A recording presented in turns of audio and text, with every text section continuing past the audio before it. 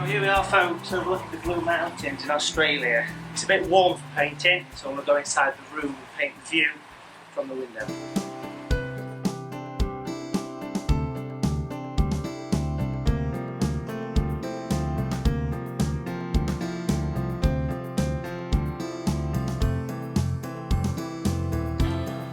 Well, here we are, folks, in the Blue Mountains in Australia. What a brilliant place for painting. I mean, it's absolutely fantastic. This hotel, you're stopping in the Heritage Hotel. Literally open your curtains and you overlook the Blue Mountains. I went walking around there yesterday and took lots and lots of photographs and some video as well, and it's inspired me to do a little painting. So I've got my travel journal, which I tend to use when I come on a holiday. I mean, this is a big trip, you know, this is like a 5-week trip that we're doing at the minute. And I've got a few sketches, one there of Melbourne that we did. This is the Great Ocean Road, a little fishing hut, and this is a watercolour that I did at a place near Wollongong as well. So I'm going to do one of the Blue Mountains. This is a watercolour thick pad. It's just a standard Bockingford kind of wood-based paper, which is absolutely perfect for travelling. And I'll just go through the kit I'm actually going to use for this painting. So my travel kit, I mean, obviously you've got to bear in mind luggage restrictions. Lightweight watercolour pack. To be honest, I bought this while I was over here, so it's pretty easy to get hold of. I've got this zip-up case which contains a metal watercolour enamel coated folding set, which is lovely. I've got all my colours in there. I've got this zip-up wallet with the brushes. The brushes I tend to carry with me, the ones I use all the time, so I've got the size 20 brush there, round brush. I've got a size 6 and a size 8 round. I've got a rigger, I've got a size 4. I've got my tree brushes, that's a small, medium, large, extra large. And then I've got a square brush for lifting out. I also carry a sketching pen, a waterproof pen. I've got some sandpaper in there. I've got an old masking fluid brush and a little tiny bottle of fluid. I've got a craft knife, a pencil, a ruler, a rubber. The pencil I use, by the way, is a clutch pencil if you're doing to sharpen it. If you do, you've always got a craft knife there. Colours wise, basic collection of colours: natural blue, natural grey, natural yellow. They're my 3 colours. Alizarin crimson, burnt sienna, lemon yellow, aureolin. Prussian blue I've put in this time because some of the blue skies are different over here, so a little bit of Prussian can help. Viridian for doing the ocean, and I've got some white gouache as well. And then I've got a board if I need to attach the paper to it for doing big paintings, and of course a water pot and a bit of kitchen roll and some masking tape. And let's get started. So I'm working on my travel sort of journal size. This is just a folder that was got the hotel information in, which is ideal really. It's rest on something. Bit of a tilt's always good. I've done a very basic sketch. Because it's a mountainous area and there's such a lot of detail, I don't need to do much drawing, if any. So I'm going to get started. What I want to do is use the large brush. This is the size 20. And very simply, I'm just going to wet the paper. Now obviously this is not stuck to a board because of the nature of the picture. Now the sky is very, very, very smooth, and it does run into the distant mountains. You can see for miles out there. So I need to maintain that. There we go. So as regards to the sky colour, I'm going to actually use natural blue, as I would always use, but I want to give it a bit of a boost. I want to put a little bit of Prussian blue with it, but only a speck. That will make the colour a little bit brighter. Too much and it will darken. Now the bottom of the sky is the very classic traditional haze that you see. So for this I want to use a yellow ochre, but very pale. Clean brush. And I'll start off by putting the ochre literally slightly over the mountains as well. Don't be afraid to do that, and just work it up. So you can probably only just see that, but it's just giving the low haze to the morning sky. And then the blue is very smooth, so put it on nice and smooth.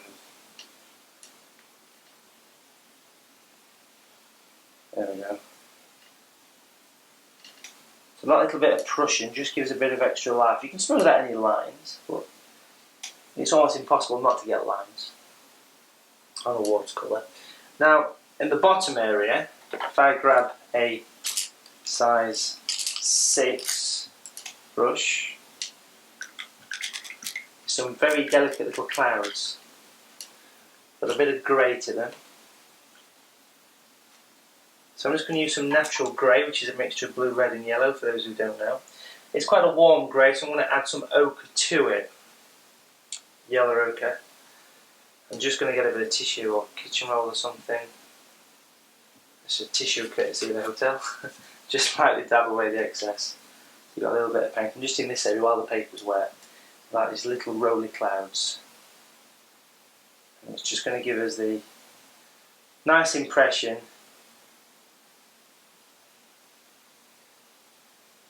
of the low layers. Just lingering over the mountains. It's quite early in the morning, so it's still a bit hazy out there today. Heat haze, I guess. Now if you do these clouds and you think, well, that one's a little bit harsh, you could always clean your brush, squeeze it through the tissue and just ever so gently brush them away. Now seriously folks, they are extremely pale, so if you can't see them, don't worry, they are extremely pale clouds. You can barely see them out there, just to give us that impression. Now, I'm mopping up the excess, and I want that to dry off now, which won't take long, or you could use a hairdryer. Okay, so that's had a bit of a few minutes just to dry off. Now, the distant hills are very, very much grey, so natural grey is really the perfect colour for this. But to make it colder, add a bit of blue to it. Colder colours will always recede, okay? Very pale. See, the paper's gone a little bit wavy, that's because I'm working on a sketch pad as opposed to an actual stuck to a board. And it's not a cotton paper, but it will flatten when it dries. Okay, so I've got the lightest colour that I'm going to be working with, and I'm going to be laying this distance down. I'm just using my eyes, I've not really done any sketching for this. This is looking right over towards Wollongong Mountains, which is actually where we're staying for the majority of this trip. And working across, you can see that already it's given distance. Then I'm going to use water, tissue, I'm just going to ease that down a little bit, make it fade away. And again, that needs to dry off. And of course it's really not long before it does dry, it's a little bit damp. But I'm just going to add more grey to the colour, okay? So it's the same colour with a bit more grey, because I need to step forward with this. Now the paint is a little bit damp, which I don't mind. Just going to lay in a couple of little bits of tonal work, because these mountains really do travel so far, it's amazing. Walking around the Blue Mountains, for me, reminded me of walking around the Grand Canyon. It's not a mountain like I imagine back home in the UK. It's sort of ridges, but of course the height of it tells us it's a mountain, and it really is a place to see if you're in this part of the world. So that's added a bit of tonal work to that. I'm going to bring some tonal work into these areas now. I will work more on the tops of these, but I'm just adding a bit of more contour lines with the size 8 brush, because this is the bowl, this is the rainforest down there. One of the fascinating things I discovered yesterday was the reason you get the haze over the mountains here is because there's a huge woodland of eucalyptus trees, and when it's hot it gives off the vapour and it causes like a blue mist. that's where the Blue Mountain name comes from, which is quite interesting. There we go. So I'm just adding a few sweeps. Add a bit of water with that as well. And if you get some more water and give it a squeeze, I can even start to pull in more of the impression of the sweep, because that sweep is quite important. That is giving us the depth to it. There's hints of green coming into this, but it really does need to dry off completely at that point. So I'm still working with the 8 size. I want to work forward into this. I'm using the same colour, but I want to add a little bit of yellow ochre to it now. Just yellow ochre to the same colour I've just used. This will start to turn the grey slightly green, okay, but only slightly green, because as the mountains come forward you do see more of that. And I want to use that same colour all the way through, but add to it as I go along. So I'm just creating the next layer of hills stroke mountains.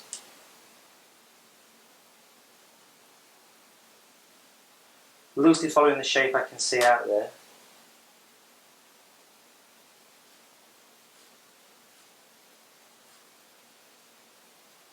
Water again, tissue.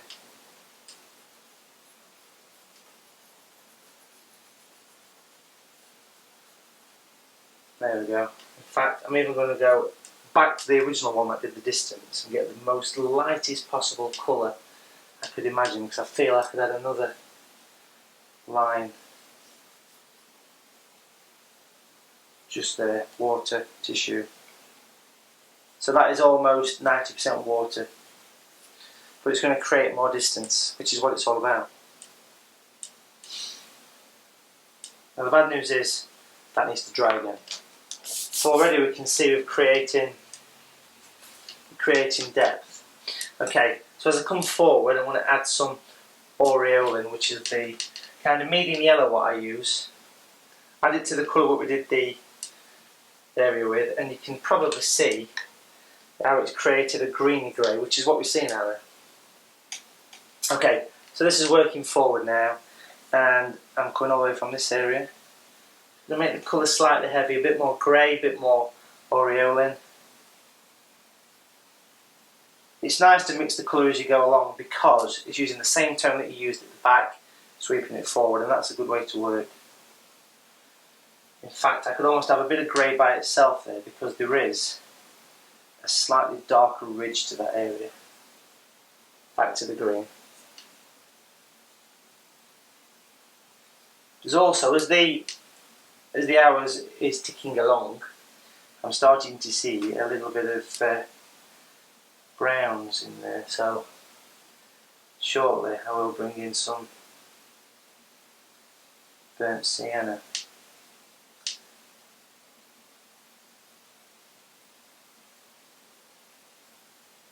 There we go.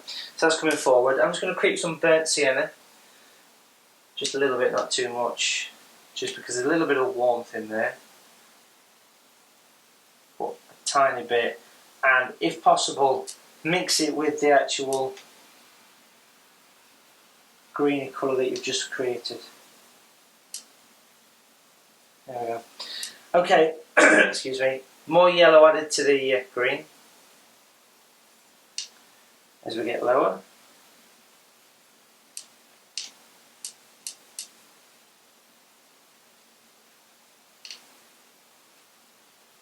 Just every now and again pick up a little bit of the sienna. I'm slightly overlapping the pencil line where the next hill or recession line would come. I can go back up to the original line and just drag the paint out.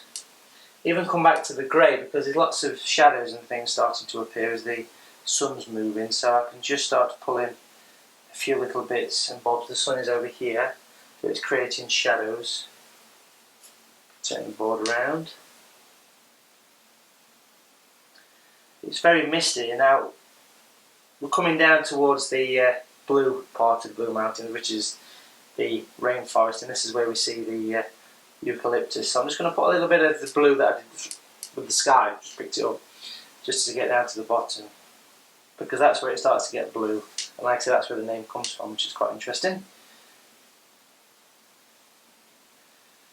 So just dragging the lines down. Can you see how I'm following the contour as I do this? This is the blue colour, but because I've used it all up, it's creating that nice ridge. I get the grey and put a little bit of that into the green, make it slightly darker, and almost dry brush should dab away the excess on tissue. And now look for shadows, and some lovely shadows. There's a nice one comes in down there. Of course the paper's a bit damp, which is nice. This is like a ridge that drops down. Clean brush tissue, and then just encourage those lines to disappear away.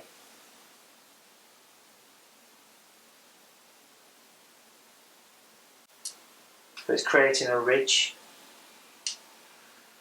and you can almost see where that ridge goes back. So just where it drops over the top, just creating somewhat of an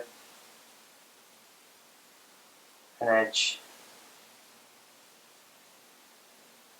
down there. Get the water, sweep it away. So just one or two more of those.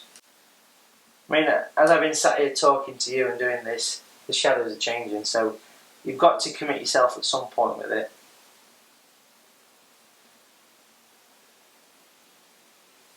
You don't want to do too much, and you can always come back and work to it later on.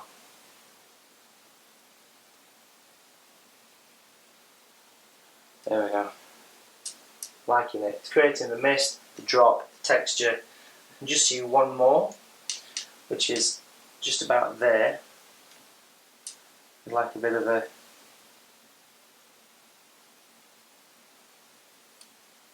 drop down, and we start to see trees now. So very gently just twisting the end of the brush. You could always add a touch more grey to the colour, but in this area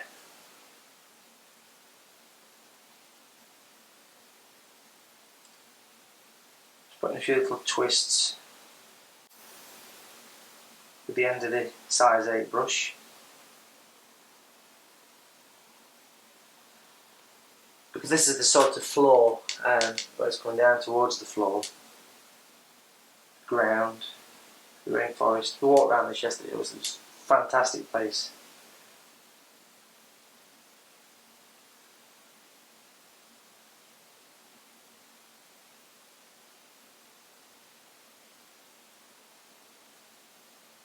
Just putting a few little spots and dots. There we go. Now, here is a much closer area. Now this is the bridge that we walked across, and then we came down into the rainforest woodland area. So this area is much more colourful. So I can almost create a slightly brighter selection of colours for this.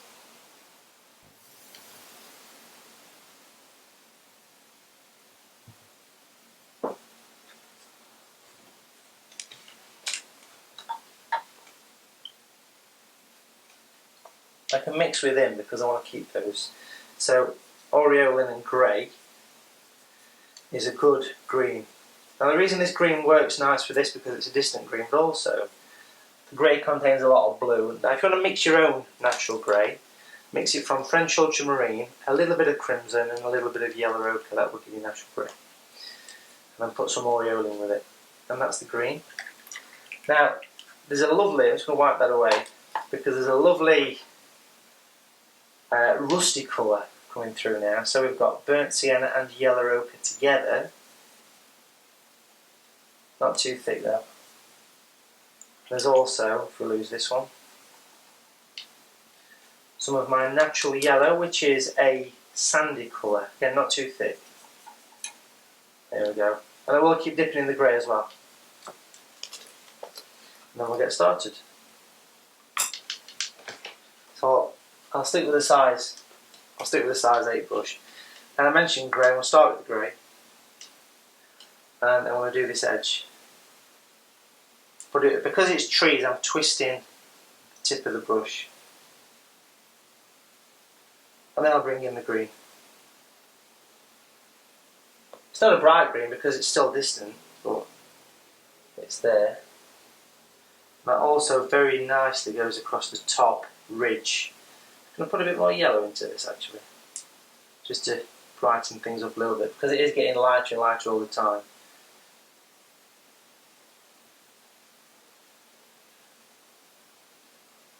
So on the corner of the palette there's a bit of grey, what I'll just keep dipping into.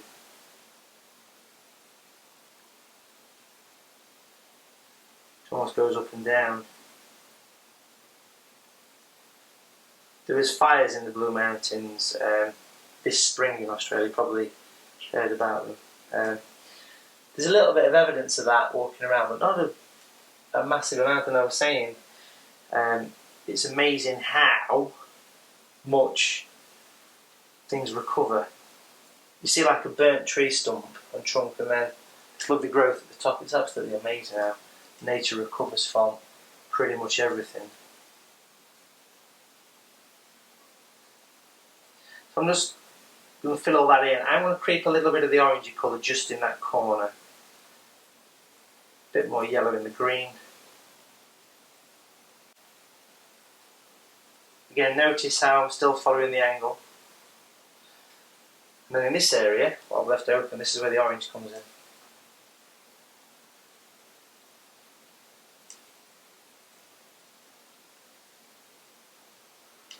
And the natural yellow.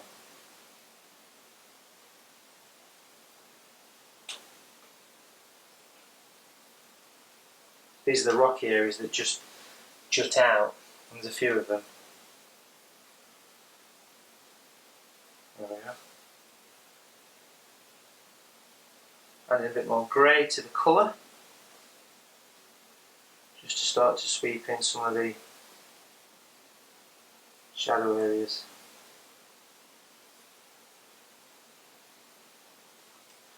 And then I'm going to twist in, that's an English accent coming through, I'm going to twist in a little bit of tree like we did down there, and the greeny grey.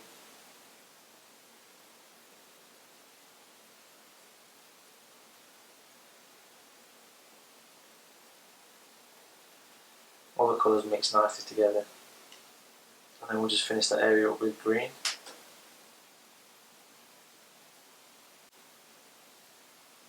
There we go. So that's that area, which is quite striking on the actual scene. I've got a size 4 brush.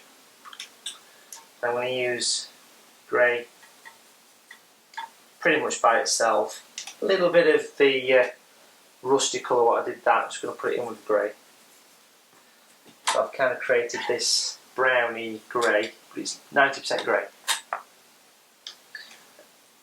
And the reason for this is, as the paper's drying, starting to add a little bit of detail to the rocks. Of course you can't see a lot of detail, so you don't want to point too much in.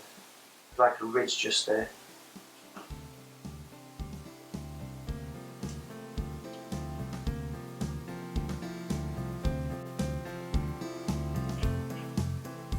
It's quite loose painting this, which is fun to do.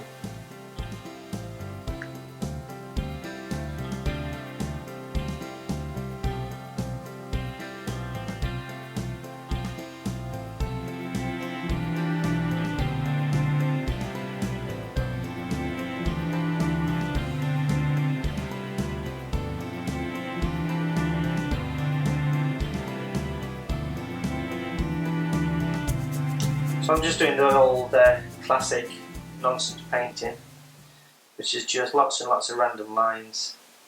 I've made the grey a little bit thicker now.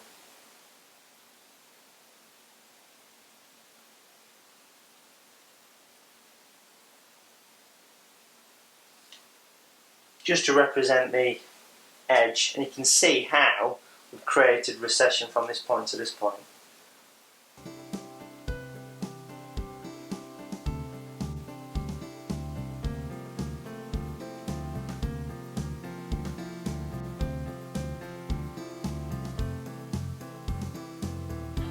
Just a bit of extra detail work. And where this line finishes, clean brush, wipe it on tissue, I've got the size 8 brush, and I'm just going to blend it all the way, because down here we have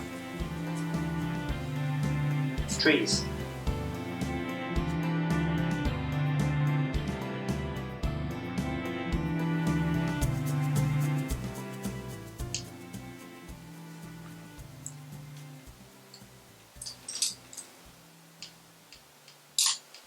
So for the trees, they're much brighter. So I'm going to use a small and medium Matthew Palmer texture brush for this.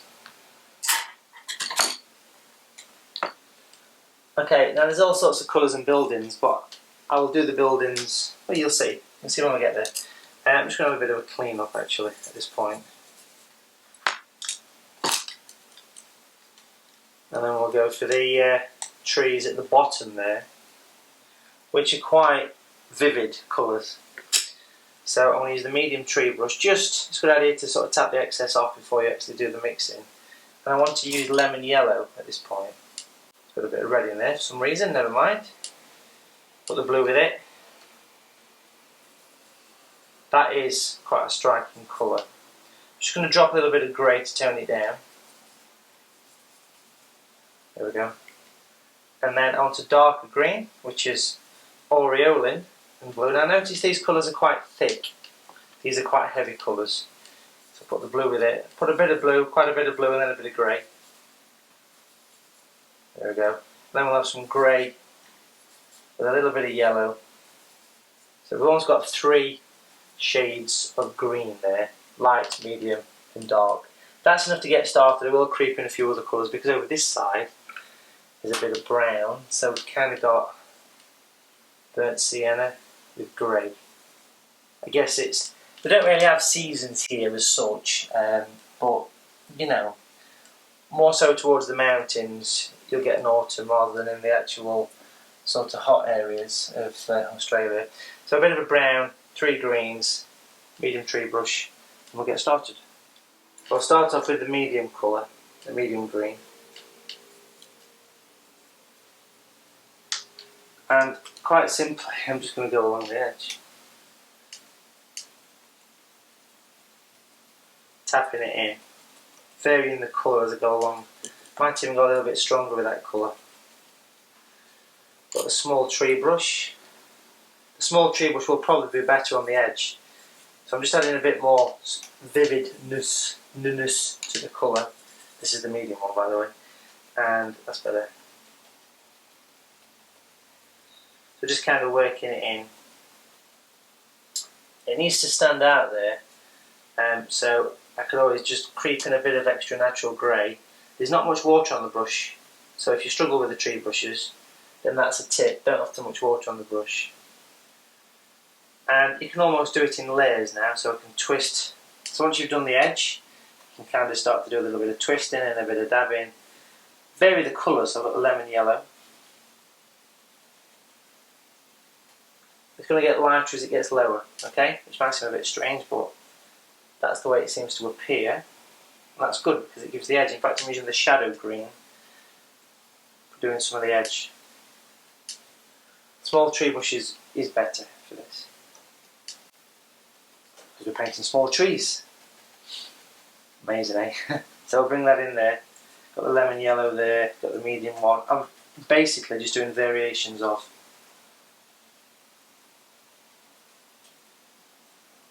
twisting away. Now this corner, clean the brush, is the brown. So I'm twisting the brown in. Maybe that's part of the burnt area, I don't know, but it is very much a rusty colour. So I'll put some of that down there just to carry it through.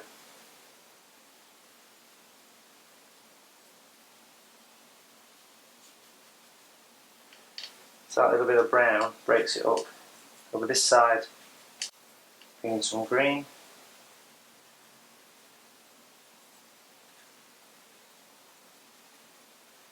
So we're creating a nice little sweep.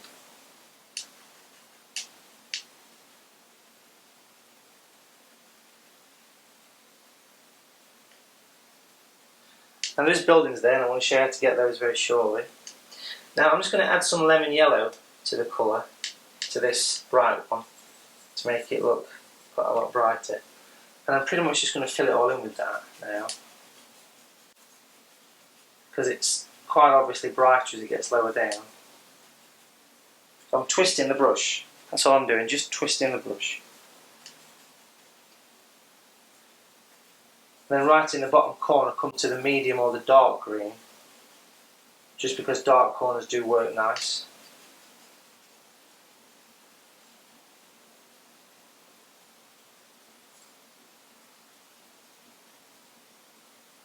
There we go.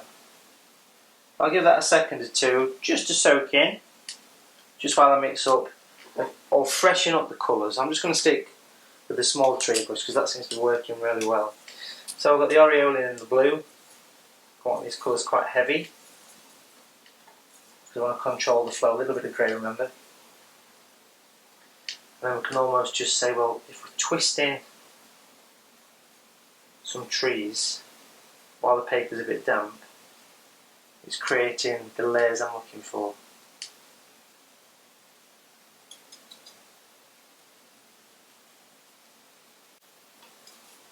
And if the paint's thick, you can do the stipple.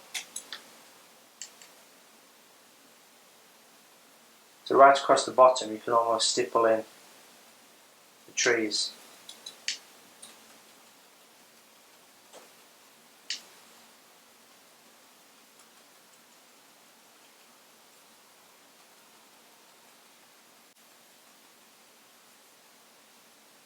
Painting from life is very much a sort of start off with a basic plan and then just go for it, you know, we'll just wing it, as I call it.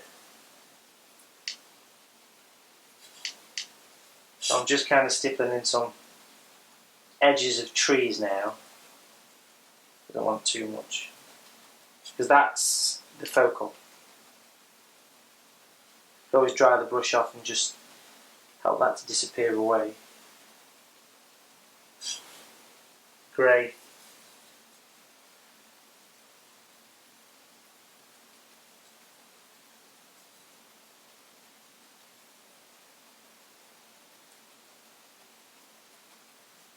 I get more grey just to do something in this corner. Bit of an extra layer of tree. There we go.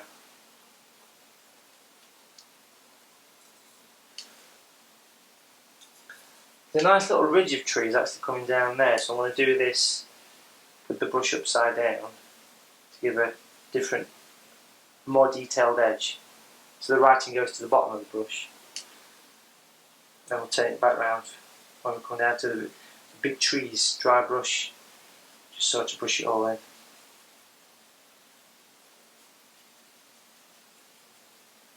There we go. So we've created a massive trees there. Just want to do a little bit of extra darkness just in that bottom corner. That's always a good tip, folks. Darkness in the corners is always very, very useful. So we've certainly created some distance there.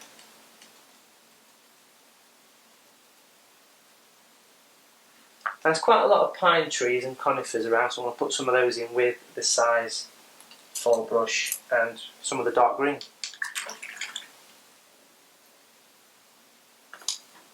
Aureolin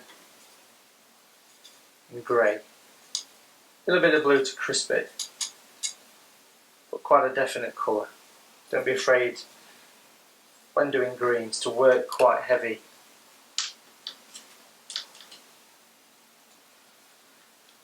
Because I want to see these, you know, these want to be almost leaping out at you.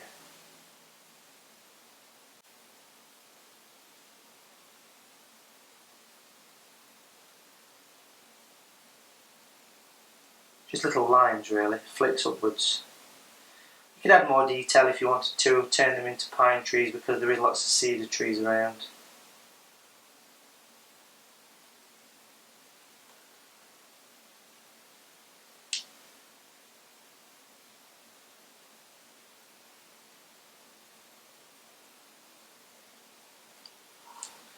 and then just kind of carefully brush them in. It's amazing, although I've got the air conditioning on, the paint's still drying quickly.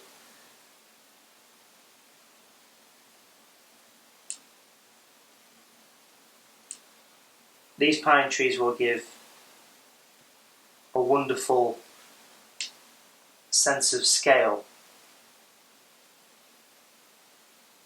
It could give people looking at the sketch or the painting an idea of the size of the areas. And this will be helped along shortly. We'll put some of the buildings in.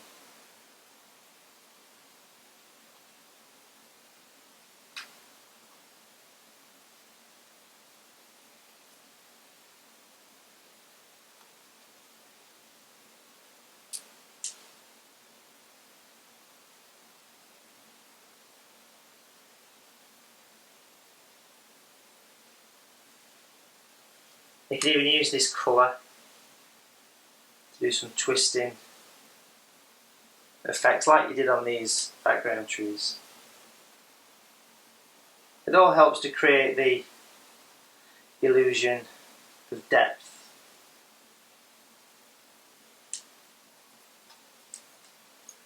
Get a bit more grey there, aureolin blue.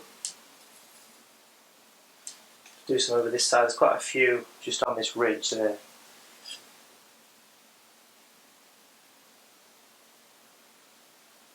Right in the distant area.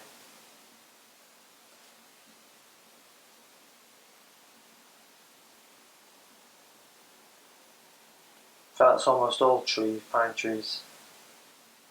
And then of course make sure my hands not really paint on, just do the little loose flicks either side.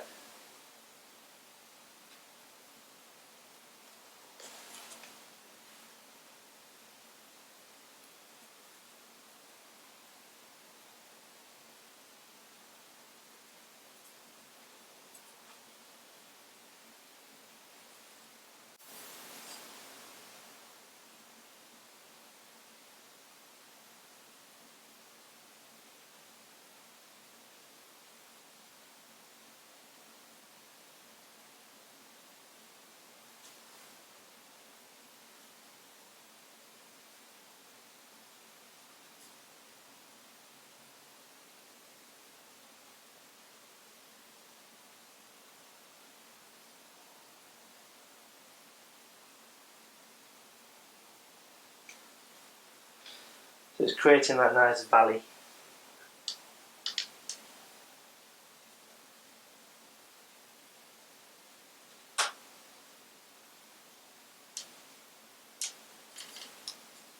Do a bit of a grey kind of twist.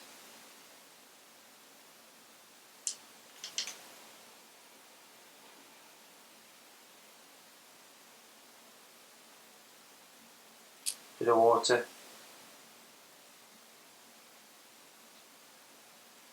There we go. That's created a couple of trees over that side. Now, as I look out there, I'm going to do a little bit more of this, but as I look, there's lots of trees, and I think they're probably eucalyptus trees. They look almost white. What I would say if I was back home would be a silver birch tree, but I know they're not over here.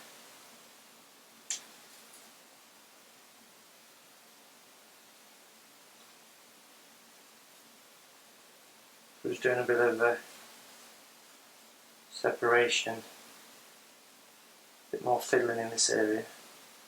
So I'm going to use a craft knife for this. I've got scraping away some of these trees, especially in the foreground.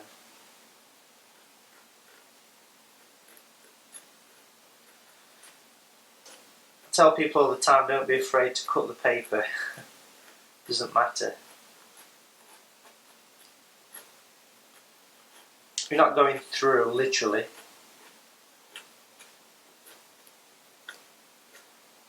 But I am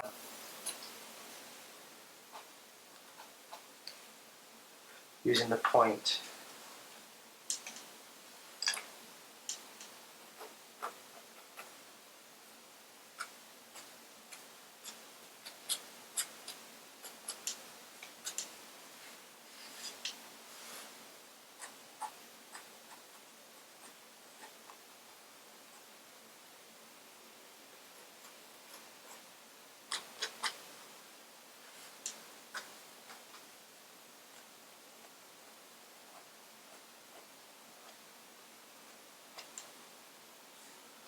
And again, adding branches always makes a difference, creates scale.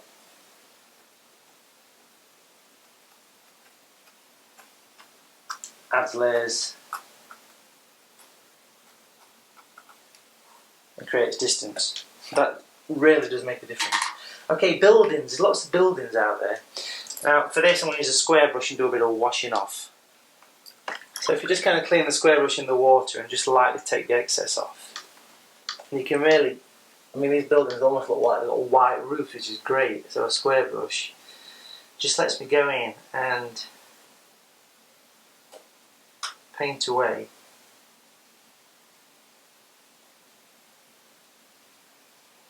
Shapes the buildings. Now when you dab, you can see that starting to come off. Okay. Now this is quite addictive. It's addiction alert. So don't overdo it. But because I'm turning it around, because it's quite important to get this little piece crisp. I've only got a little section of this on, so there's not a massive amount. Down here there's all the town, but there's enough. It's probably 3 or 4 buildings.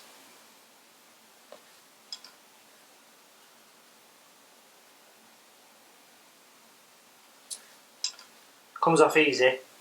Nice thing about taking it off is if you don't like it, you can paint over it in green again. But you can see I'm sort of painting the roof and the side of the building. Just kind of gently stroke it away, dab it, creating a, I call them ghost houses really.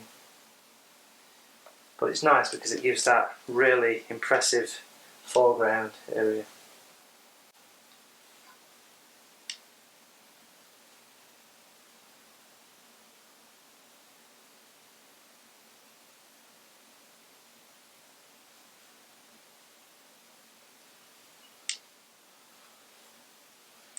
Got one there, just kind of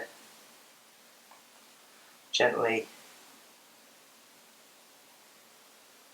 peering out of the trees there.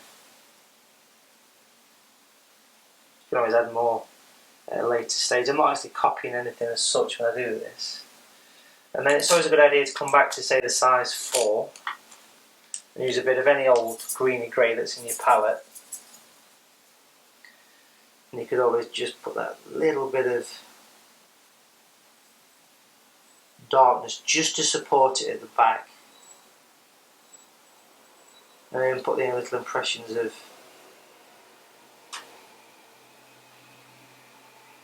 windows and what have you.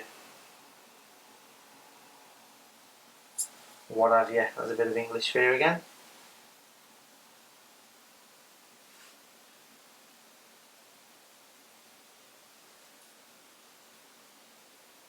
I'm just darkening some of the darker sides of these buildings.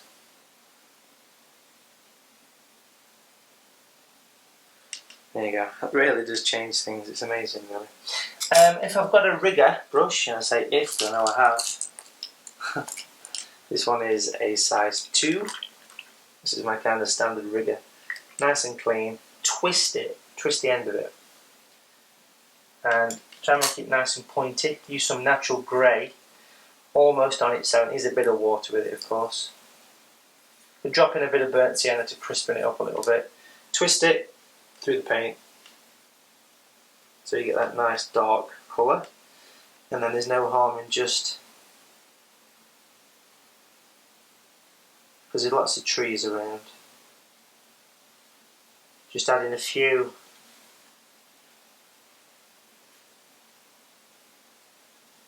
the trees.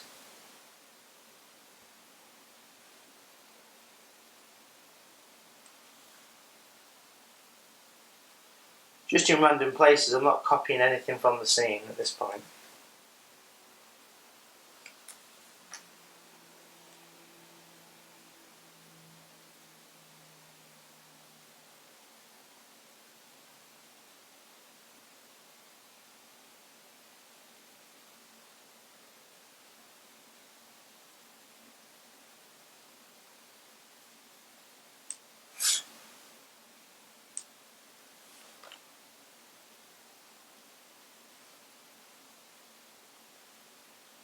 So I'm putting the littlest amount of paint I can get away with and flicking the brush away at the end to create the illusion of branches.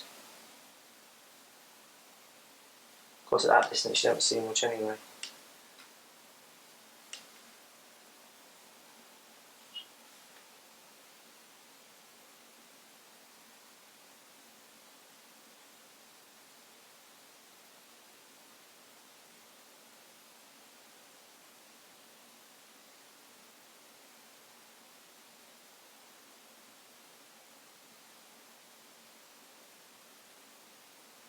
Just adding a few little bits of detail to the building there while I'm doing this.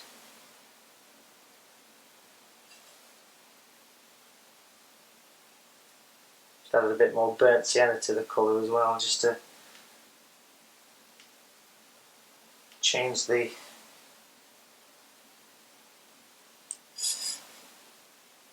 tree colour fraction.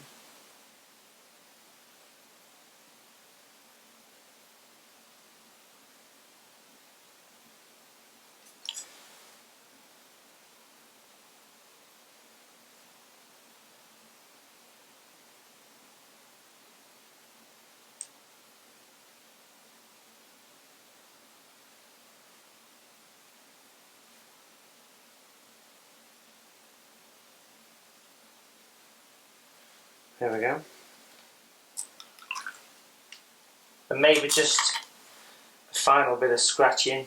You could almost scratch off a little bit of paint just at the side of some of the branches you've just painted in.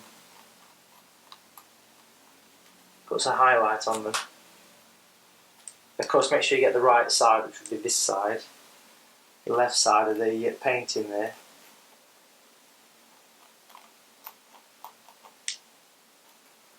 Don't want too much.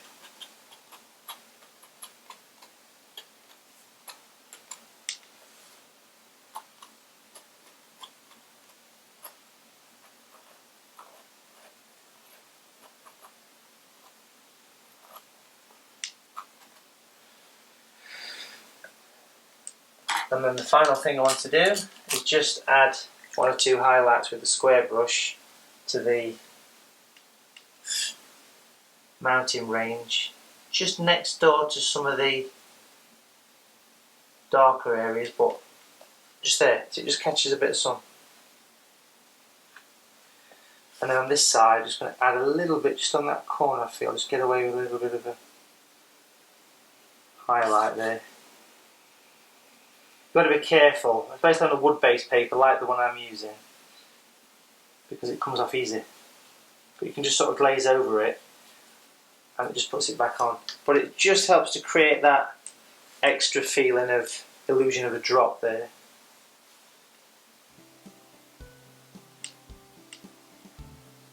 I think we can say that's finished.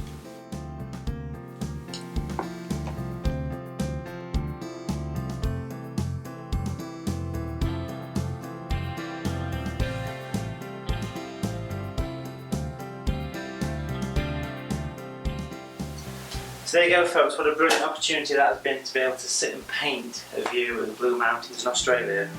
I hope you enjoyed this lesson, and I'll see you soon.